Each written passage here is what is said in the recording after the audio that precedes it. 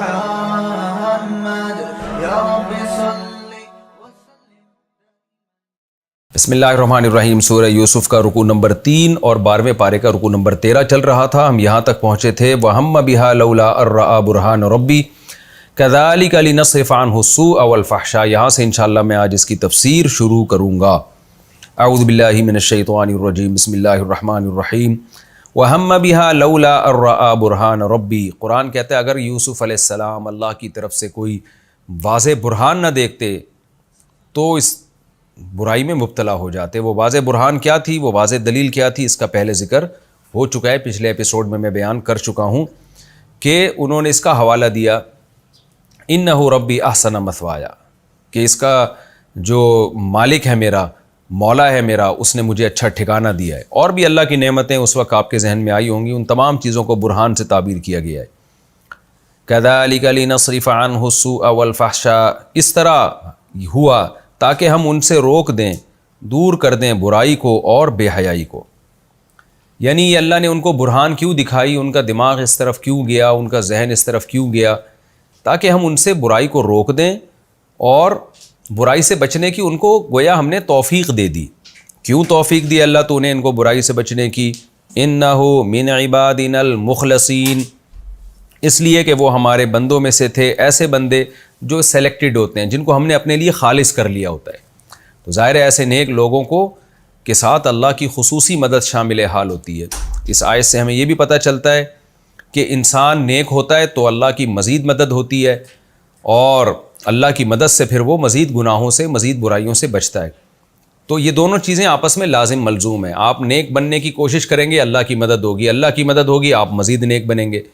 تو اس لیے اس آیت کا حاصل یہی ہے کہ اگر ہم سیدھے راستے پہ چلنے کی کوشش کرتے ہیں تو کبھی اگر ہمارے قدم ڈگمگانے لگتے ہیں اور کسی بڑی آزمائش میں ہم پڑ جاتے ہیں تو اللہ بھی پھر ہاتھ تھامتا ہے اور ہمیں برائی سے بچانے کی توفیق عطا فرماتا ہے۔ کیونکہ یوسف علیہ السلام کے دماغ میں جو، ذہن میں جو اس وقت اس گناہ کی یعنی بہت زیادہ برے ہونے کے جو دلائل آ گئے نا، یہ بھی تو ایک دماغ میں ایسی چیز کا آنا بھی تو اللہ کی توفیق سے ہوتا ہے۔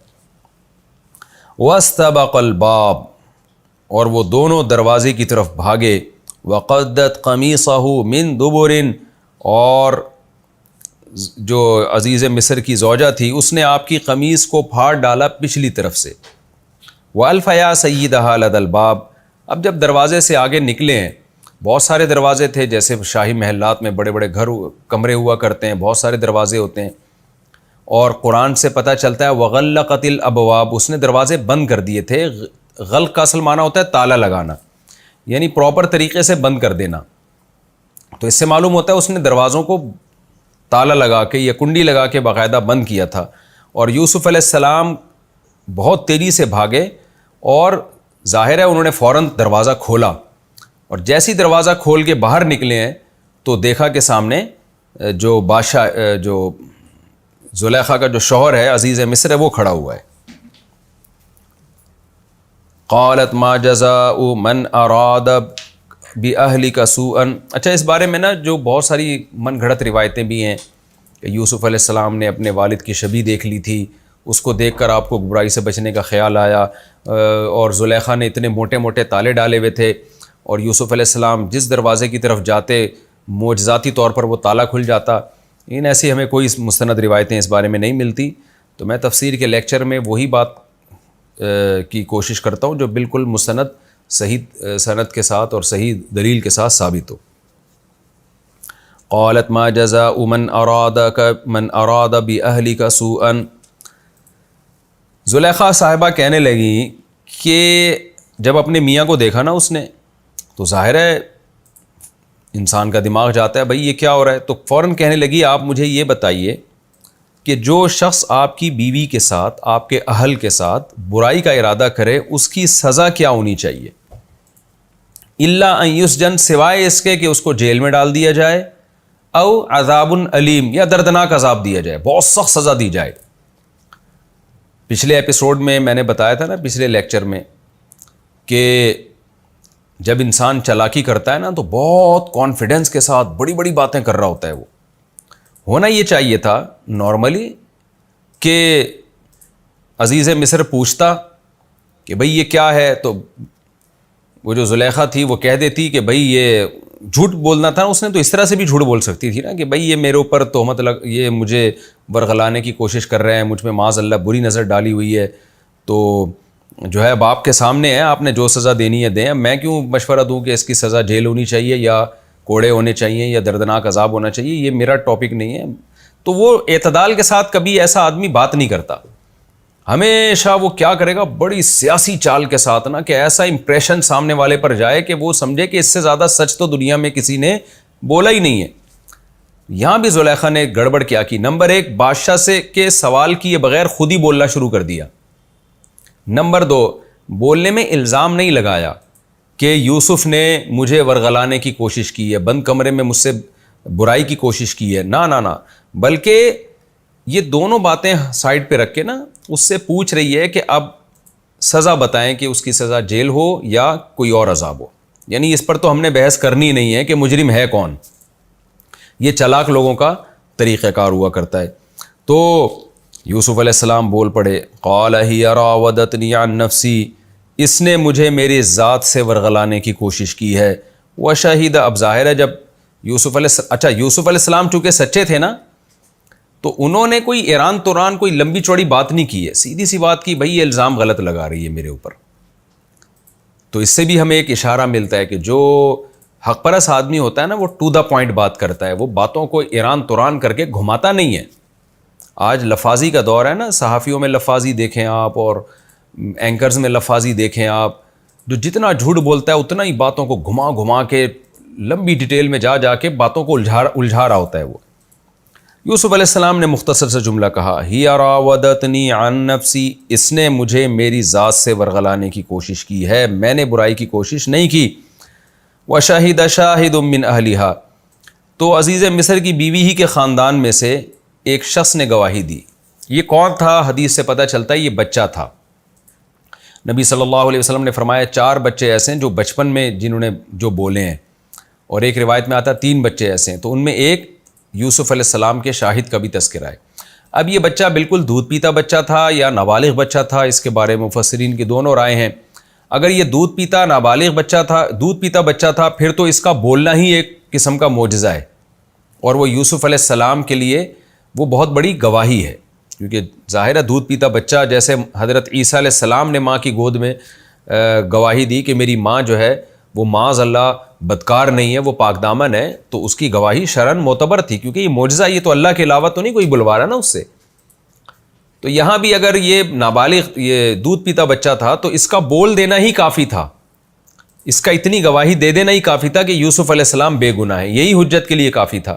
لیکن چونکہ وہ کافر قوم تھی، اس کے بارے میں ڈر تھا کہ یہ اس معجزے کے ہوتے ہوئے بھی یوسف علیہ السلام کو پاک دامن نہ سمجھیں اور اس کو جادو سے تعبیر کریں، تو اس لیے اس بچے نے قرینہ بھی بیان کر دیا۔ وہ قرینہ یہ تھا کہ ان کان قمیصہ قد من قبل، کہ بھئی اگر قمیص سامنے سے پھٹی ہوئی ہے تو پھر یہ زلیخا سچی ہے اور معاذ اللہ یہ یوسف علیہ السلام جھوٹے ہیں، اور ان کان قمیصہ قد من دبر، اگر قمیص پیچھے سے پھٹی ہوئی ہے تو یہ سچ بول رہی ہے، یوسف علیہ السلام سچے ہیں اور زلیخا جھوٹ بول رہی ہے۔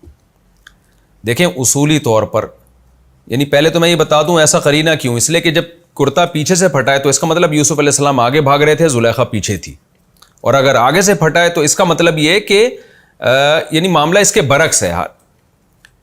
تو پیچھے سے کرتا پھٹا ہونا تو بہرحال اس کی علامت ہے کہ یوسف علیہ السلام آگے بھاگ رہے تھے، اگرچہ آگے سے کرتا پھٹا ہونا کسی چیز کی بھی علامت نہیں ہے، لیکن اس نے یعنی ایک بات کو مکمل کرنے کے لیے یہ بات کہی ہے۔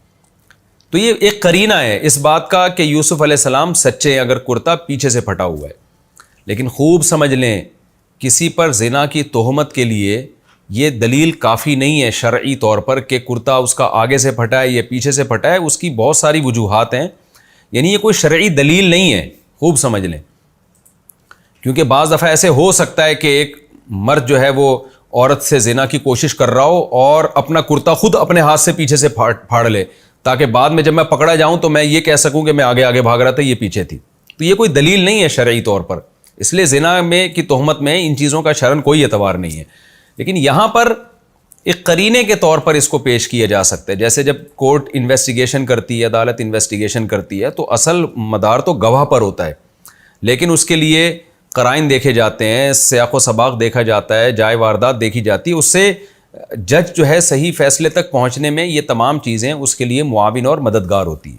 تو یہ چیزیں ایک صحیح فیصلہ کرنے میں معاون اور مددگار تو ہو سکتی ہیں, لیکن ان پر یقینی حکم کا مدار نہیں ہوتا. تو یقینی یہ تھا کہ وہ بچہ جو تھا وہ معجزے کے طور پر بولا ہے.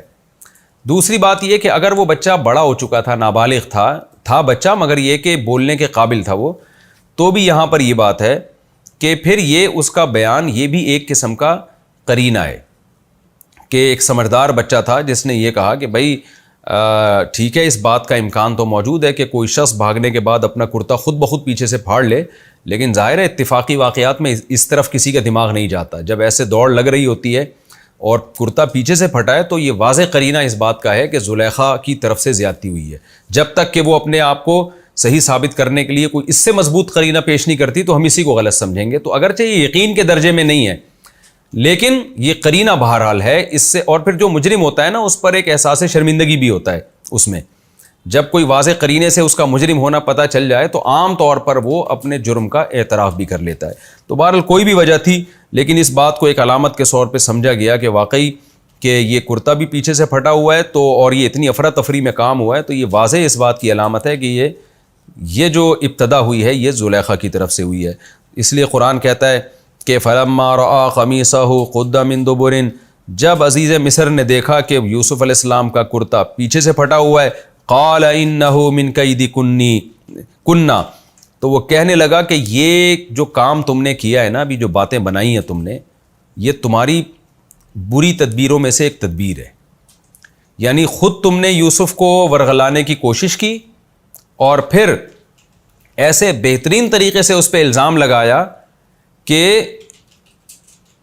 یہ پوچھ ہی نہیں رہی ہے کہ صحیح کون ہے غلط کون ہے, مجھے صفائی کا موقع ہی نہیں مل رہا, اور مجھ سے یہ کہہ رہی ہو کہ اس کی سزا کیا ہونی چاہیے. تو یہ پورا جو پروسیس تمہارا ہے نا, یہ بہت زبردست تم نے مکاری کی ہے. یہاں قید کا معنی بری تدبیر ہے نہیں, جس کو اردو میں مکاری کہتے ہیں, تمہاری مکاری پن ہے. ان کید کن عظیم, اور پھر کہنے لگا بے شک تم عورتوں کی تدبیر بہت بڑی ہوتی ہے. قید کنہ یہ جمع کا صیغہ ہے, ایک ہوتا ہے نا قیدی کی, ان قیدکی, تو اس کا مطلب ہے زلیخا یہ تیری تدبیر. یہاں کہہ رہا ہے قیدہ کنہ, تم عورتوں کی تدبیر. تو مطلب یہ ہے کہ وہ زلیخا نے اپنے ساتھ اور بھی شاید کچھ عورتوں کو ملا لیا ہو. اور پھر ایک اصول اور ضابطہ بیان کر رہا ہے, ان قید کنہ عظیم, تم عورتوں کی تدبیر ہوتی ہی ایسی ہے. جب تم مکر کرنے پر آتی ہو تو ایسے ہی مکر کرتی ہو کہ اچھے بھلے آدمی کی جو ہے وہ کھوپڑی گھوم جائے اس میں. یوسف اعرض عن ھذا, اب بادشاہ کو اندازہ ہو گیا, اور زلیخا بھی, یہ جب بادشاہ نے کہا نا کہ تمہاری تدبیر ہے یہ, تو وہ زلیخا بھی خاموش ہو گئی. تو یہ خاموش ہونا بھی اس کی علامت تھی کہ اس نے اپنے جرم کا اعتراف کر لیا ہے. اب بادشاہوں کو آپ کو پتہ ہے بڑا خطرہ ہوتا ہے, خوف ہوتا ہے کہ اگر یہ بات ہمارے محل سے باہر نکل گئی تو بدنامی تو میری ہی ہے. عزیز مصر کو اس بات کا خطرہ تھا, بادشاہ نہیں, عزیز مصر کو, کہ اگر یہ بات محل سے نکل گئی تو بدنامی تو میری ہی ہوگی نا. تو اب وہ سزا اگر یوسف علیہ السلام کو دیتا ہے تو ٹینشن میں, یعنی اگر اپنی بیوی کو یہ ثابت کرنے کے لیے کہ یہ پاک دامن ہے اور یوسف معاذ اللہ انہوں نے یہ غلطی کی تھی, تو یوسف علیہ السلام کو اگر جیل میں ڈالتا ہے تو بھی بات لیک آؤٹ ہوگی, بھائی اس کو سزا کیوں ملی ہے. اور ظاہر ہے یوسف علیہ السلام کو وہ جیل میں ڈالنا بھی نہیں چاہتا تھا, کیونکہ عزیز مصر ہمیں پتہ چلتا ہے کہ قرآن سے ہی, سیاق و سباق سے ہی, کہ وہ ایک یعنی اخلاقی لحاظ سے ایک اچھا آدمی تھا, تو ایک بے گناہ کو جیل میں ڈالنا بھی نہیں چاہتا تھا. اور اگر بیوی کو سزا دیتا وہ, تو دنیا پوچھتی کہ بھئی ایک شاہی خاندان کی ایک عورت کو سزا کیوں مل رہی ہے, تو اس سے بات لیک آؤٹ ہو جاتی. تو عقل مند آدمی تھا, اس نے اپنی اور اپنی بیوی کی عزت بچانے کے لیے یہی راستہ اختیار کیا کہ یوسف علیہ السلام سے کہنے لگا یوسف اعرض عن ھذا, یوسف اس معاملے سے تو اب نظر انداز کر دے, اعراض کر, جو ہونا تھا ہو گیا, میرا ذہن صاف ہو گیا, اب تو اس سے اعراض کر. واستغفری لذنبک, اور اپنی بیوی سے کہنے لگا کہ تو توبہ استغفار کر اپنے گناہ پر, کیونکہ بہرحال خدا کو ماننے والے تھے. یا اس کا یہ بھی مطلب ہو سکتا ہے کہ تو مجھ سے معافی مانگ, میری نافرمانی تو نے کی, بہرحال اپنے جرم سے تو استغفار کر. انکی کنتی من الخاطئین, بے شک تو ہی خطا کاروں میں سے ہے. یہ رکوع ہمارا کمپلیٹ ہوا, اس میں جو علمی اسباق ملتے ہیں وہ میں بیان کر کے انشاءاللہ آگے چلتا ہوں.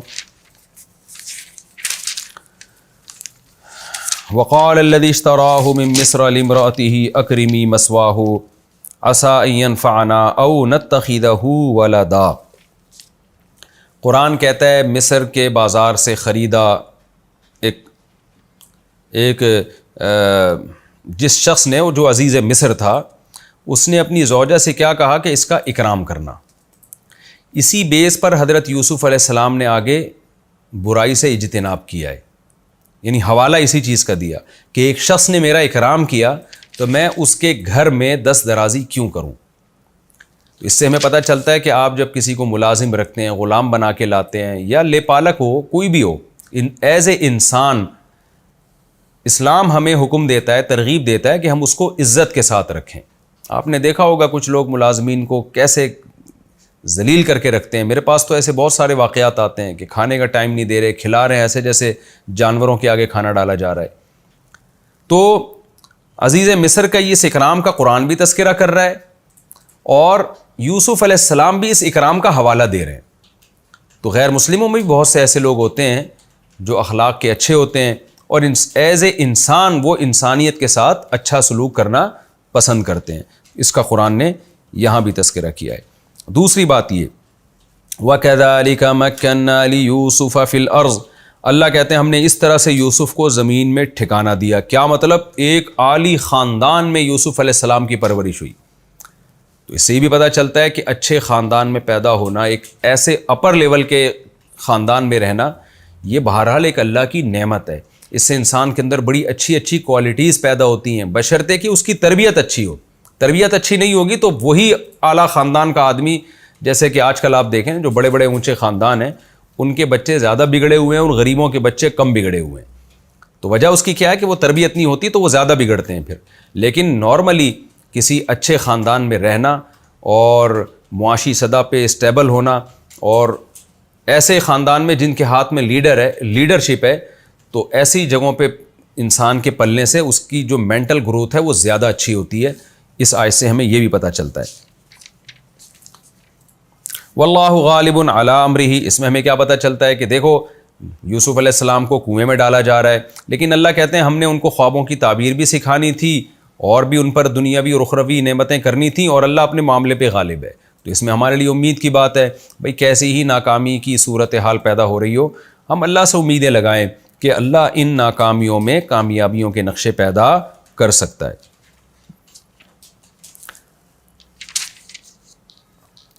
قال معاذ اللہ انہ ربی احسن مثوایا، یوسف علیہ السلام کو جب زلیخا نے زنا کی دعوت دی ہے تو یوسف علیہ السلام نے کیا فرمایا؟ جو یہ میرا جو مالک ہے نا، اس نے مجھے اچھا ٹھکانہ دیا ہے۔ اس سے ہمیں نمک حلالی کی ویلیو اور اہمیت کا اندازہ ہوتا ہے۔ آج کتنے لوگ ہیں جو مذہب کے نام پہ عورتوں کو بیوقوف بنا کے ان سے جو ہے نا ناجائز تعلقات قائم کر رہے ہیں۔ گھر کا مرد آپ پر اعتماد کرتا ہے، وہ آپ کا دوست آپ پر اعتماد کرتا ہے، وہ اپنی زوجہ سے آپ کو کی ملاقات کرواتا ہے، ٹھیک ہے پردہ اسلام میں فرض ہے، وہ غلط کرتا ہے، لیکن اس نے تو بہرحال اعتماد کیا۔ کتنے واقعات ہمارے سامنے آتے ہیں کہ دوست ہی کی بیوی کو ورغلانا شروع کر دیا، دوست ہی کی بیٹی کے ساتھ غلط تعلقات قائم کرنا شروع کر دیے۔ کسی گھر میں ٹیوشن پڑھانے کے لیے گئے، جو گھر کا مالک ہے اس نے آپ پہ اعتماد کیا کہ یہ شریف آدمی ہے، میں اپنے گھر کے معاملے میں اس پہ اعتماد کرتا ہوں، اسی کی بچیوں پہ نظریں ڈالنا شروع کر دیں۔ تو یہ ساری انتہائی گھٹیا اور غیر اخلاقی حرکتیں، یہی وجہ ہے کہ رسول اللہ صلی اللہ علیہ وسلم نے فرمایا جو لعنت والے اعمال ہیں نا، جن پر بڑی شدید وعیدیں ہیں، ان میں ایک پڑوسی کی زوجہ کے ساتھ زنا کرنا بھی ہے۔ وجہ اس کی یہ کہ پڑوسی تو آپ پر اعتماد کرتا ہے، اور پڑوسی ہونے کے ناطے آپ کو شریعت آپ پر واجب کرتی ہے کہ آپ اس کے محافظ بنیں، آپ اسی کے گھر کی عورتوں پہ نظر ڈالنا شروع کر دیں۔ تو اجنبی عورت کے ساتھ بھی زنا بہت بڑا جرم ہے، لیکن پڑوسی کی عورت کے ساتھ زنا اس سے بھی بڑا جرم ہے، حدیث میں پھر بہت شدید وعید ہے۔ وجہ کیا ہے کہ بھائی آپ تو اس کے محافظ ہیں۔ تو یہ تمام باتیں کہ آپ جس تھالی میں کھاتے ہیں اسی میں چھیدنا شروع کر دیں، یہ بہت بڑا جرم ہے۔ چوری کسی کے ساتھ بھی ناجائز ہے، لیکن اگر کوئی آپ پر احسانات کرے آپ اسی کی جیب کاٹنا شروع کر دیں۔ آپ کو کسی نے انگلی پکڑ کے کوئی ترقی دی اور انگلی پکڑ کے چلنا سکھایا اس نے آپ کو، اور کاروبار کروا دیا آپ کو، یا آپ کے مالی ترقی کا یا جس روحانی ترقی کا ذریعہ بنا، اور آپ اسی کو ٹھگنا شروع کر دیں، تو یہ ہماری سوسائٹی میں بہت زیادہ ہو رہا ہے۔ تو یہ غیرت لیس لوگوں کا کام ہے. ہم اس آیت سے پتہ چلتا ہے کہ جو غیرت مند لوگ ہوتے ہیں وہ کبھی بھی کسی کے احسانات کا ایسا بدلہ نہیں دیتے کہ وہ اس کے اعتماد کو ٹھیس پہنچے. تو یہ اس اہم بات کا بھی ہمیں اس آیت سے پتہ چلتا ہے اور ہمیں ان چیزوں کا بہت زیادہ خیال کرنا چاہیے.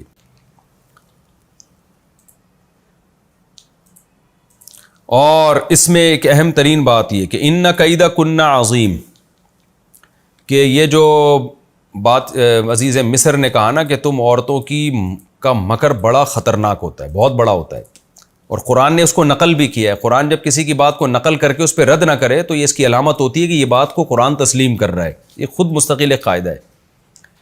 تو اس سے ہمیں پتہ چلتا ہے کہ عورتوں کا مکر واقعی بڑا خطرناک ہوتا ہے، اور میرا خیال ہے یہ بات شاید خواتین بھی جانتی ہیں. تو یہ مطلب آیت کا نہیں ہے کہ عورتیں مکر و فریب کرتی ہیں، مطلب یہ کہ جو مکر و فریب کرتی ہیں ان کا مکر پھر چھوٹا نہیں ہوتا ہے، یہ مطلب ہے. تو یہ ہرگز مطلب نہیں ہے کہ ساری عورتیں معاذ اللہ مکار ہوتی ہیں، بلکہ جو ہوتی ہیں تو وہ چھوٹی موٹی مکار نہیں ہوتی. مرد مکاری کرتا ہے تو پکڑا جاتا ہے، عورت جب مکاری کرتی ہے تو بہت ہی باتوں کو گھماتی ہیں وہ.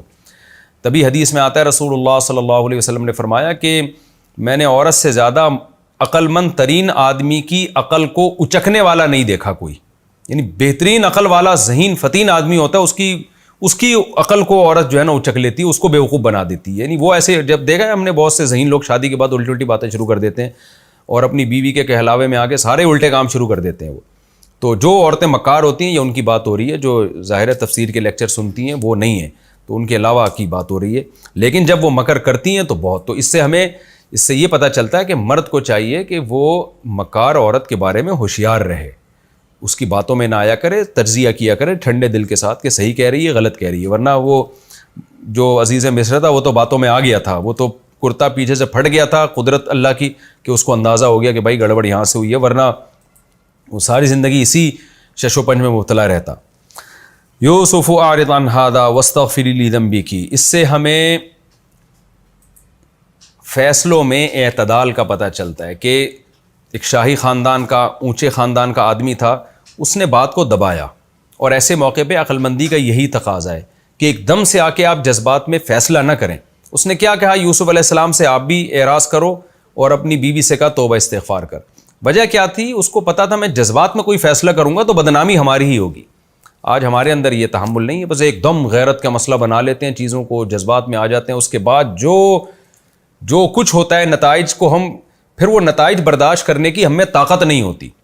اسی وجہ سے نبی صلی اللہ علیہ وسلم نے فرمایا کہ دو چیزیں اللہ کو بہت محبوب ہیں، الحلم والانات، برداشت اور فیصلے میں جلد بازی نہ کرنا.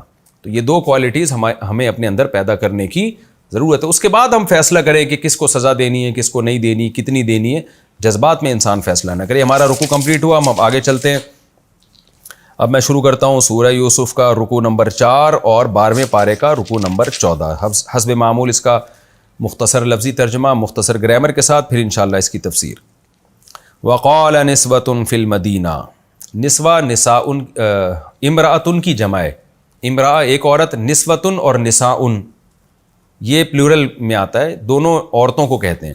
وقال نسوة فی المدینہ، مدینہ شہر کو کہتے ہیں، شہر میں یعنی مصر کے شہر میں عورتوں نے کہا، امرأۃ العزیز، عزیز مصر کی جو بیوی ہے، تراود فتاہا، وہ ورغلا رہی ہے اپنے ہی گھر کے ایک لڑکے کو. فتح جوان کو کہتے ہیں، یعنی ایک ملازم کو جو اس کے گھر میں ایک رہنے والا ایک عام سا لڑکا ہے، اس کو ورغلا رہی ہے عن نفسہ، اس لڑکے کی ذات سے، یعنی اس کو ورغلا کے جو ہے اس کو برائی کی دعوت دے رہی ہے.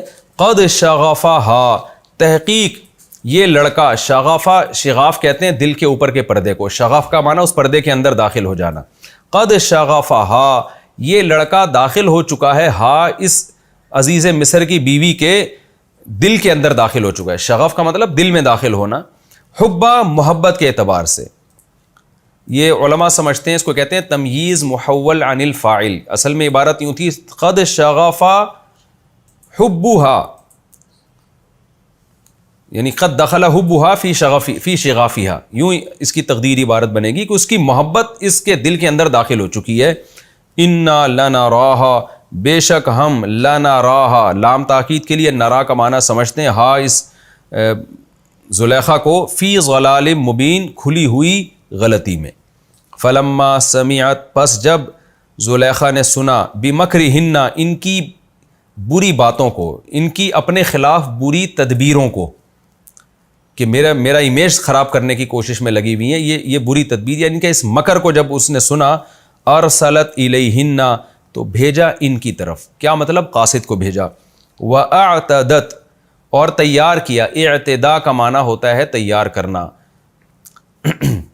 اور اعتدت لہن تیار کیا ان سب کے لیے متکئن بیٹھنے کا، ٹیک لگانے کا انتظام. جیسے ایک بیٹھک ہوتی ہے نا، اس کو متکئہ کہا جاتا ہے جہاں ٹیک لگا کے بیٹھتے ہیں. ایک بیٹھک کا انتظام کیا. وآتت اور دے دیا کل واحدۃ ہر عورت کو منہن ان عورتوں میں سے سکینہ چاقو. سکین عربی میں چاقو کو کہتے ہیں. وقالت اور کہنے لگی اخرج علیہن. یوسف علیہ السلام سے کہا نکلو تم علیہن ان پر، یعنی ان پر سے گزرو یہاں سے. فلما پس جب رأینا ضربنا کی طرح جب ان عورتوں نے دیکھا اس یوسف کو اکبرنہ بہت عجیب سمجھا. اکبرنا اکبر یکبرو یعنی باب افعال سے آتا ہے تعجب میں پڑ جانا، کسی چیز کو بہت ہی اچنبے کی چیز سمجھنا. کبیر سے ہے نا، یہ بہت بڑا سمجھنا، ایک عجوبے کے اعتبار سے، ایک عقل کے اعتبار سے. اکبرنہ تو بہت ہی عجیب سمجھا. وقطعن ایدیہن قطع یقطع تقطیعا کاٹ ڈالنا. قطع یقطع کا معنی بھی قطع کرنا، باب تفعیل میں جب جائے گا. وقطعن ایدیہن اور کاٹ ڈالے اپنے ہاتھ. وقلنا اور کہنے لگی حاشا للہ. یہ حاشا للہ سبحان اللہ کے معنی میں ہے. جب بہت کوئی تعجب ہوتا ہے نا، ہم تو کیا کہتے ہیں سبحان اللہ، کہ اللہ ہر عیب سے پاک ہے. تو کہنے لگی حاشا للہ کہ اللہ ہر عیب سے پاک ہے، سبحان اللہ. ما ھذا بشرا نہیں ہے یہ انسان، ان ھذا نہیں ہے یہ الا مگر ملکن فرشتہ کریم معزز. قالت زلیخا نے کہا فذالکن. ذالکا کا معنی کیا ہوتا ہے؟ یہ کا مطلب ایک مرد سے خطاب ہو رہا ہے، کنہ کا مطلب بہت سی عورتوں سے خطاب ہو رہا ہے. تو چونکہ زلیخا میں بار بار بتا دوں یہ کسی صحیح حدیث میں نام نہیں ہے، اسرائیلی روایات میں ہے، تو ہم اسی کو فرض کر لیتے ہیں وہی نام ہوگا، اس کے خلاف بھی کوئی مضبوط دلیل نہیں ہے. فذالکن کہنے لگی یہ ہے وہ، الذی یہ وہ شخص ہے، لمتن لام یلوم ملامتن نصر ینصرو کی طرح، لوام یلوم کی طرح، اس کا معنی ملامت کرنا. تو لمتن اصل میں تھا لوم تنہ، ضرب تنہ کی طرح. لوم تنہ ضرب تنہ مارا تم سب عورتوں نے، لوم تنہ ملامت کی تم سب عورتوں نے. تو لوم تنہ کو پڑھا جاتا ہے لم تنہ. لم تننی یہ ہے وہ شخص جس کے بارے میں تم ملامت کر رہی تھی، فی ہی اس کے بارے میں، یہ ہے وہ کہ اس کے بارے میں تم مجھے ملامت کر رہی تھی. وَلَقَدْ رَاوَدتُّهُ البتہ تحقیق میں نے اس کو ورغلایا ہے، عن نفسہ اس کی ذات سے. فاستعصم لیکن یہ بچ گیا ہے. عصمت کہتے ہیں نا، لا عاصم الیوم کوئی بچانے والا نہیں ہے. تو عاصم یعصم کا معنی بچانا، استعصم یعصم کا معنی بچنا. ہم کہتے ہیں نا بچہ معصوم ہے، کیا مطلب؟ گناہوں سے بچا ہوا ہے یہ. تو فاستعصم لیکن یہ بچ نکلا ہے. وَلَئِن لَّمْ يَفْعَلْ اور اگر واو کا معنی اور لام تاکید کے لیے، اِن لَّمْ يَفْعَلْ اس نے نہیں کیا، ما وہ کام، آمرہ جس کا میں اس کو حکم دے رہی ہوں. امر یامرو کا معنی حکم دینا، آمر امرو کی طرح، اضربو کی طرح، انصرو کی طرح. اگر اس نے وہ کام نہ کیا جس کا میں اس کو حکم دے رہی ہوں، لَيُسْجَنَنَّ تو ضرور بالضرور یہ جیل میں ڈال دیا جائے گا. وَلَيَكُونَنَّ اصل میں تھا یکونن، نون یعنی نون تاکید کا تھا. تو اس کو کیونکہ یہ اس کی جو پروننسیشن ہے وہ دو زبر دو زیر کی طرح ہے، تو اس لیے کاتب وحی نے جو ہے نا اس کو الف کے ساتھ لکھ دیا، ورنہ اصولی طور پر اس کو نون کے ساتھ آنا چاہیے. لیکن کاتب وحی نے جس طرح سے لکھ دیا، چاہے وہ عربی گرامر کے لحاظ سے صحیح ہو یا نہ ہو، آج تک پھر ایسی چیزوں کو قرآن میں تبدیل نہیں کیا گیا ہے. تو ولا یکونن تو ضرور بھی ضرور ہو جائے گا یہ من الصاغرین رسوا لوگوں میں. صاغر کا مطلب کم لوگوں میں. اس کے ساتھ ایسا سلوک ہوگا، اس کو ایسی سزا ملے گی کہ اس کی عزت ختم ہو جائے گی. قال جب یوسف علیہ السلام نے یہ بات سنی تو یوسف علیہ السلام نے فرمایا ربی اصل میں یا تھا آخر میں، ربی اے میرے رب، یعنی اللہ سے دعا مانگنے لگے.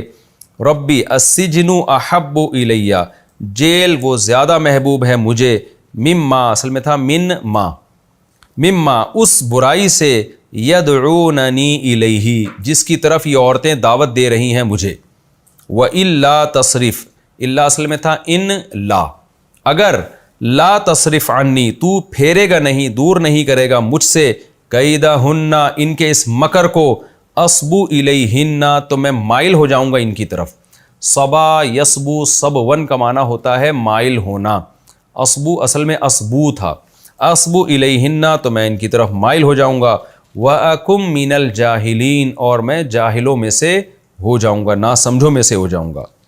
فَاسْتَجَابَ لَهُ رَبُّهُ بس قبول کر لیا یوسف کے لیے یوسف کے رب نے، یعنی یوسف کے رب نے یوسف کی دعا قبول کر لی، استجابہ کا معنی دعا قبول کرنا، فَصَرَفَ عَنْهُ اور دور کر دیا یوسف سے، کیدہن ان کی اس تدبیر کو، ان کے اس مکر و فریب کو، یعنی برائی سے بچا لیا، انہ بے شک وہ اللہ هو السمیع سننے والا بھی ہے، العلیم اور جاننے والا بھی ہے، ثم بدا لہم پھر اس کے بعد، بدا لہم ظاہر ہوا ان کے لیے، یعنی جو بھی شاہی محل کے لوگ تھے، عزیز مصر اور اس کی بیوی اور جتنے بھی لوگ تھے، ان کے لیے یہ بات ظاہر ہوئی، بدا یبدو بدون کئی بار یہ لفظ آ چکا ہے ظاہر ہونا، من بعد ما بعد اس کے کہ رأوا الآیات انہوں نے بہت ساری باتیں دیکھیں، نشانیاں دیکھیں، کچھ چیزیں دیکھیں، تو تفسیر میں اس کی ڈیٹیل انشاءاللہ آئے گی، اس کو دیکھنے کے بعد ان کے لیے یہ بات ظاہر ہوئی، وہ کیا ظاہر ہوئی، لَيَسْجُنُنَّهُ کہ وہ اس کو ضرور بے ضرور جیل میں ڈالیں،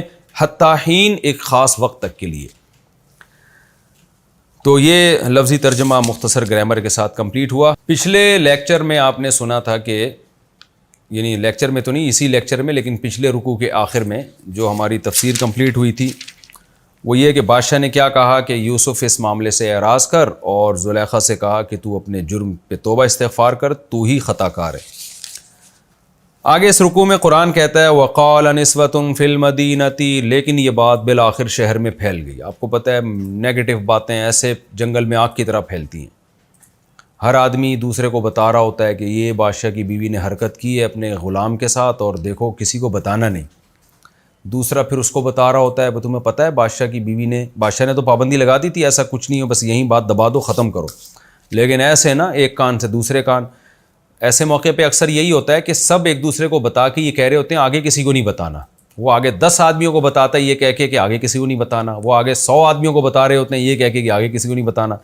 تو اسی طرح یہ بات پھیلنا شروع ہوئی اور ہوتے ہوتے پورے شہر میں پھیل گئی، یہاں تک کہ وقال نسوۃ فی المدینہ قرآن کہتے ہیں شہر کی عورتیں کہنے لگیں، امراۃ العزیز عزیز مصر کی جو بیوی ہے، تراود فتاہا اپنے گھر کے ایک لڑکے کو، فتح کا اطلاق عام طور پہ غلام پہ بھی ہوتا ہے، کہ اپنے گھر کے ایک ملازم کو، ایک نوجوان لڑکے کو اس کی ذات سے ورغلا رہی ہے، قد شغفہا حبا اور یہ لڑکا اس عزیز مصر کی بیوی کے دل میں اس کی محبت گھس گئی ہے، انا لنراہا فی ضلال مبین ہم سمجھتے ہیں کہ یہ کھلی ہوئی غلطی میں پڑی ہوئی ہے۔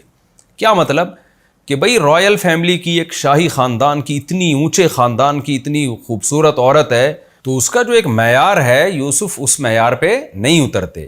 آج بھی کوئی ایسا ہونا کہ کوئی بہت اونچے خاندان کی کوئی عورت عاشق ہو جائے کسی ملازم پر، تو اس کو عجیب ہی برا سمجھا جاتا ہے کہ اس کو تو کوئی شہزادے پہ عاشق ہوتی، کوئی اس طرح کسی پہ عاشق ہوتی تو بات سمجھ میں بھی آتی ہے۔ بہرحال وہ کہنے لگی انا لنراہا فی ضلال مبین ہم اس کو بہت بڑی گمراہی میں سمجھتے ہیں۔ فلما سمعت بمکرہن جب زلیخا نے سنا کہ عورتیں میرے بارے میں اس طرح کی باتیں کر رہی ہیں، شہر کی عورتیں، ظاہر ہے اس کو اپنی بے عزتی محسوس ہوئی، تو اس نے جب ان کا مکر و فریب سنا کہ میری بے عزتی کرنے پر تلی ہوئی ہیں، تو اس نے سوچا کہ بھئی ان کا اپنے اوپر سے اس الزام کو بری کرنا چاہیے۔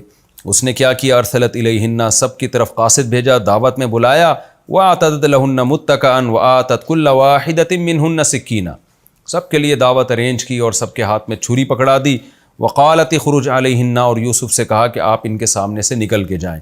فلما رأینہ اکبرنہ جب انہوں نے دیکھا ہے تو بہت حیران ہوئیں، بہت بڑا سمجھا اس معاملے کو، اور ایسی مبہوت ہوئی ہیں یوسف علیہ السلام کے حسن کو دیکھ کر کہ پھل کے بجائے اپنے ہاتھ زخمی کر دیے انہوں نے۔ ہاتھ کاٹنے کا مطلب یہ نہیں کہ پورے گٹوں سے الگ کر دیے، مطلب یہ کہ ہاتھوں کو زخمی کر دیا انہوں نے، ایسی مبہوت ہوئی یوسف علیہ السلام کو دیکھ کر، اور کہنے لگی حاشا للہ ما ھذا بشرا کہ اس کا ایک بامحاورہ ترجمہ اللہ کی قسم سے بھی کیا جاتا ہے کہ اللہ کی قسم، یعنی بہت تاکید کے ساتھ کہا کہ ما ھذا بشرا، یہ انسان نہیں ہے، ان ھذا الا ملک کریم، یہ کوئی آسمان سے فرشتہ ہے، اور فرشتہ بھی عام معمولی نہیں، بہت ہی کوئی معزز فرشتہ ہے جو آسمان سے نازل ہوا ہے، تو یہ انسان نہیں ہو سکتا اتنا خوبصورت۔ حضرت یوسف علیہ السلام کو جو معجزہ ملا تھا نا، جیسے پیغمبروں کو معجزے ملتے ہیں، تو حدیث میں آتا ہے یوسف علیہ السلام کا جو معجزہ تھا وہ حسن تھا۔ رسول اللہ صلی اللہ علیہ وسلم نے فرمایا، صحیح حدیث ہے کہ میں معراج کی رات یوسف علیہ السلام سے ملا تو یوسف علیہ السلام کو اللہ نے آدھا حسن دیا، یعنی اس کائنات میں جتنا حسن اللہ نے بانٹا ہے نا، جو انسانوں میں تقسیم کیا ہے، اس پورے حسن کو جتنا تقسیم کیا اس میں سے آدھا اکیلے یوسف علیہ السلام کو دیا گیا ہے۔ اتنے زیادہ خوبصورت اور اتنے زیادہ حسین تھے یوسف علیہ السلام۔ اب انسان تصور کر سکتا ہے کہ بھائی کتنے حسین ہوں گے، یعنی ہم اگر غور کریں نا کہ یار کیسے ہو سکتا ہے کہ اتنے کوئی حسین ہو کہ ساری عورتیں ہی مبہوت ہو کر اپنی انگلیاں کاٹ ڈالی انہوں نے، یہ کیسے ہو سکتا ہے؟ دیکھیں انسان کی جو سوچ ہے نا بہت محدود ہے۔ دنیا میں بھی ایسا ہوتا ہے، ہم کسی کو سمجھ رہے ہوتے ہیں اس سے زیادہ حسین کوئی ہو ہی نہیں سکتا، پھر کسی اور کو دیکھتے ہیں پتہ چلتا ہے کہ اس سے بھی زیادہ اس میں حسن ہے، تو یہ تو دنیا میں اس کی مثالیں ملتی ہیں۔ تو یہ ایک معجزے کے طور پر یوسف علیہ السلام کو اللہ نے حسن دیا تھا، تو کہنے لگی یہ انسان نہیں ہے، یہ ایک معزز فرشتہ ہے۔ قالت فذلکن الذی لمتننی فیہ، کیسی ہوشیار تھی زلیخا، وہ پہلے یہ بھی کر سکتی تھی کہ جو عورتیں باتیں بنا رہی ہیں ان کو ایک لیٹر لکھتی کہ بھائی تم اس کو نہ دیکھو کہ وہ ملازم ہے، وہ بے انتہا حسین ہے، بے انتہا حسن و جمال اللہ نے اس کو دیا ہے، خط لکھ کے ان کو بھیج دیتی۔ اس کو پتہ تھا کہ حسن کو الفاظ میں ڈیفائن کرنا ممکن نہیں ہوتا، تو میں ان کی، اور یہ بھی ہے کہ ایسے وقت میں اس نے یوسف علیہ السلام کو گزارا ہے جب پھلوں کو کاٹنے کے لیے وہ تیار تھیں، تاکہ ان کی انگلیاں کٹیں، زخمی ہوں، اور پھر میں بتاؤں کہ تم ایک نظر دیکھ کر جس کو ایسی پاگل ہو گئی ہو کہ تمہیں یہ نہیں پتا چل رہا ہے کہ تم پھل کاٹ رہی ہو یا ہاتھ کاٹ رہی ہو، تو جو میرے ساتھ رہا ہے اور جو مستقل دن رات میں اس کے اڑنا بچھونا، چلنا پھرنا، کھانا پینا، اس کے بات چیت کا انداز، یہ ساری چیزیں دیکھ رہی ہوں، تو میں کیسی اس پر عاشق ہو چکی ہوں گی۔ تو اس لیے ایسے موقع پہ اس نے فوراً کہا زلیخا نے، فذلکن الذی، یہ ہے وہ جس کے بارے میں لمتننی فیہ، تم مجھے ملامت کر رہی تھی، تو یہ ہے وہ، یعنی بتاؤ اب ملامت کا بتاؤ کہ اب یہ ملامت بنتی ہے کہ نہیں بنتی۔ وَلَقَدْ رَاوَدتُّهُ عَن نَفْسِهِ، اور پھر خود اعتراف کیا کہ میں نے اس کو ورغلانے کی کوشش کی ہے، میں اس بات کا اقرار کرتی ہوں، اور گویا کہ مجھے اس میں کوئی اپنی بے عزتی محسوس نہیں ہوتی، اور فاستعصم، لیکن یہ بچ نکلا ہے، وَلَئِن لَّمْ يَفْعَلْ مَا آمُرُهُ، اور چونکہ بدنامی بھی ہو چکی تھی، بدنامی سے میری مراد یہ کہ سب میں یہ بات لیک آؤٹ ہو چکی تھی کہ اس پر عاشق ہے، اور اس نے دکھا بھی دیا یوسف علیہ السلام کو کہ بھئی یہ میرا عشق جو ہے اس میں مجبور ہوں، تو اب ببانگ دہل کہنے لگی، وَلَئِن لَّمْ يَفْعَلْ مَا آمُرُهُ، اگر اس نے میرے ساتھ وہ کام نہ کیا جس کا میں اس کو حکم دے رہی ہوں، لَيُسْجَنَنَّ، تو ضرور بالضرور اس کو جیل میں ڈال دیا جائے گا، وَلَيَكُونَ مِنَ الصَّاغِرِينَ، اور یہ ضرور ہو جائے گا رسوا لوگوں میں سے۔ تو یہ کتنی بڑی آزمائش تھی دیکھیں یوسف علیہ السلام کے لیے، کہ یہ پہلے سے بھی زیادہ بڑی آزمائش آ گئی یوسف علیہ السلام کے لیے۔ ایسے موقع پہ انسان کیا سوچتا ہے کہ یا اللہ اب تو میں مجبور ہوں، پوری زندگی کے لیے مجھے جیل میں ڈال دیں گے، میں کیسے وہاں وقت گزاروں گا، اور مجھے رسوا بھی کریں گے، میری عزت کا جنازہ نکلے گا، میں نے دین کی تبلیغ کرنی ہے، اگر میری عزت ہی ختم ہو گئی تو میں دین کی تبلیغ کیسے کر سکوں گا۔ 20 قسم کے بہانے ہو سکتے تھے، لیکن یوسف علیہ السلام ان میں سے کسی بھی دباؤ میں نہیں آئے، کوئی لاجک پیش نہیں کی، اور اللہ سے دعا مانگنے لگے کہ قال رب السجن احب الی مما یدعوننی الی، اے اللہ جیل مجھے زیادہ محبوب ہے اس برائی سے جس برائی کی مجھے یہ دعوت دے رہی ہیں۔ اور پھر اپنی عاجزی بھی ظاہر کی یوسف علیہ السلام نے، کیا مطلب، اے اللہ مجھے اس برائی سے بچا لے، بے شک مجھے جیل ہی جانا پڑے، لیکن وَإِلَّا تَصْرِفْ عَنِّي كَيْدَهُنَّ، اگر تو نے ان کے مکر و فریب کو مجھ سے دور نہ کیا، تیری توفیق شامل حال نہ ہوئی، اصب الیہن، تو میں بھی ان کی طرف مائل ہو جاؤں گا، وَأَكُن مِّنَ الْجَاهِلِينَ، اور میں بھی وہ کام کر بیٹھوں گا جو جہلا کا کام ہوتا ہے، ناسمجھی کا کام ہوتا ہے۔ ظاہر ہے گناہ کر کے تو کوئی بھی فائدہ حاصل نہیں ہوتا، اللہ کے غضب کو دعوت دینے والی بات ہے، تو میں وہ کام کر لوں گا جو عالموں کا کام نہیں ہوتا، جو اللہ کی معرفت جاننے والے ہوتے ہیں ان کا کام نہیں ہوتا، جو اللہ کی معرفت سے جاہل ہوتے ہیں ان کا کام ہوتا ہے، تو میں بھی وہ کر لوں گا۔ یہ یوسف علیہ السلام کی تواضع تھی کہ بچنے کی کوشش بھی کر رہے ہیں، مگر ساتھ ساتھ اللہ سے دعا بھی مانگ رہے ہیں. اور یہ بھی ہمیں پتہ چلتا ہے کہ اب صرف زلیخا ان کو گناہ کی دعوت نہیں دے رہی، بلکہ وہ تمام عورتیں مل کے اس حضرت یوسف پہ دباؤ ڈال رہی تھیں کہ تم یعنی معاذ اللہ جو زلیخا کی ایک حرام خواہش ہے اس کو پوری کرو. یہ اس لیے کہ اس سے انسان پر دباؤ اور زیادہ بڑھ جاتا ہے. اس سے زیادہ پریشر کسی پر زنا کا ڈالا نہیں جا سکتا کہ ایک طرف اتنی حسین ترین عورت ہو اور دوسری طرف یوسف علیہ السلام جو بالکل جوانی کی دہلیز پہ قدم رکھے ہیں وہ ہوں، دباؤ بھی بہت زیادہ اور برائی نہ کرنے کی صورت میں دھمکیاں بہت زیادہ. ایسی صورت میں بھی یوسف علیہ السلام نے اس گناہ کو اپنے لیے حلال نہیں سمجھا. تو ہمیں سوچنا چاہیے کہ ہم کہاں کھڑے ہوئے ہیں، ہم معمولی سی باتوں پہ گناہ کو اور برائی کو اپنے لیے کیسے حلال کر لیتے ہیں. تو اور پھر یوسف علیہ السلام اللہ سے دعائیں بھی مانگ رہے ہیں. وقت چونکہ ہمارا پورا ہو چکا ہے، یہ 2 آیتیں میں مکمل کر لیتا ہوں. فَاسْتَجَابَ لَهُ رَبُّهُ فَصَرَفَ عَنْهُ كَيْدَهُنَّ. اللہ کہتے ہیں ہم نے یوسف کی دعا کو قبول کیا اور ان کی تدبیروں کو یوسف سے دور کر دیا. یعنی یوسف کو برائی سے بچا لیا، توفیق دی یوسف علیہ السلام کو برائی سے بچنے کی. کیوں؟ اِنَّهُ هُوَ السَّمِيعُ الْعَلِيمُ. اللہ خوب سننے والا اور جاننے والا ہے، وہ اپنے بندوں کی دعاؤں کو سنتا ہے. ثُمَّ بَدَا لَهُم مِّن بَعْدِ مَا رَأَوُا الْآيَاتِ. لیکن کیا ہوا کہ جو شاہی محل کے لوگ تھے، عورتیں تھیں، انہوں نے کچھ ایسی نشانیاں دیکھیں جس کے بعد ان کے لیے یہ بات ظاہر ہو گئی کہ ان کو جیل میں ہی ڈالنا پڑے گا. وہ نشانیاں علماء نے یہ بیان کی ہیں کہ بات چونکہ پھیل چکی تھی اور اب سب کو تو نہیں پورے مصر کو لا کے زلیخا یوسف علیہ السلام کی زیارت کرا سکتی تھی نا کہ دیکھو کتنے حسین ہیں، میں مجبور ہوں. چند بڑی عورتوں کو تو لا کے اس نے زیارت کرا دی، لیکن پورے مصر میں زلیخا کی بدنامی ہونے لگی کہ یہ اپنے غلام پہ عاشق ہو گئی ہے اور برائی کی دعوت دے رہی ہے. تو اب اگر یوسف علیہ السلام کو وہ جیل میں نہ ڈالتے تو پھر ان کی بدنامی کا خطرہ تھا کہ بھئی اگر برائی یوسف کی طرف سے ہے تو ان کو سزا کیوں نہیں دیتے. تو بالآخر وہ مجبور ہو گئی یوسف علیہ السلام کو سزا دینے پر کہ اب ہمارے پاس یوسف کو جیل میں ڈالنے کے علاوہ کوئی آپشن نہیں ہے، کیونکہ اگر ہم آپ کو جیل میں نہیں ڈالتے تو پھر ہماری بدنامی ہے کہ بھئی ایک بندہ اگر بے قصور ہے تو اس کو جیل میں تم نے کیوں نہیں ڈالا. تو اس لیے ان کے بعد یہ نشانی ظاہر ہوئی، یعنی یوسف علیہ السلام اگر قصوروار نہیں ہیں تو پھر ہم ان کو جیل میں کیوں نہیں ڈالتے. تو ان کو قصوروار ثابت کرنے کے لیے ان کو بالآخر اپنی بدنامی سے بچنے کے لیے ان کو جیل میں ڈالنا پڑا. ثم بدا لهم من بعد ما رأوا الآيات ليسجننه، کہ ہم ان کو ضرور بھی ضرور جیل میں ڈالیں گے حتیٰ حین، ایک ٹائم تک کے لیے، تاکہ یہ معاملہ دب جائے اور لوگوں میں یہ شو ہو جائے کہ بھئی کیس چلا تھا، مقدمہ چلا تھا اور یوسف علیہ السلام مجرم ہونا ثابت ہو گئے تھے اور ان کو جیل میں ڈال دیا گیا تھا، تاکہ ان کی عزت خراب ہو، ہماری جو رائل فیملی کی عزت ہے اس پہ آنچ نہ آئے. اور بالآخر اس بیس پہ ان کو جیل میں ڈال دیا گیا. یہ ہمارا رکوع کمپلیٹ ہوا. اس میں جو علمی نکات ہیں 2-4 وہ میں انشاءاللہ اگلے ایپیسوڈ میں بیان کروں گا، اور پھر ہم انشاءاللہ یعنی گویا ہم سورہ یوسف کا جو رکوع نمبر 4 اور 12ویں پارے کا رکوع نمبر 14 اس کے علمی نکات اگلے ایپیسوڈ میں انشاءاللہ میں شروع کروں گا. اس کے بعد ہم انشاءاللہ اگلے رکوع کی طرف جائیں گے. سبحانک اللہم و بحمدک، نشہد ان لا الہ الا انت، نستغفرک و نتوب الیک، وما علینا الا البلاغ.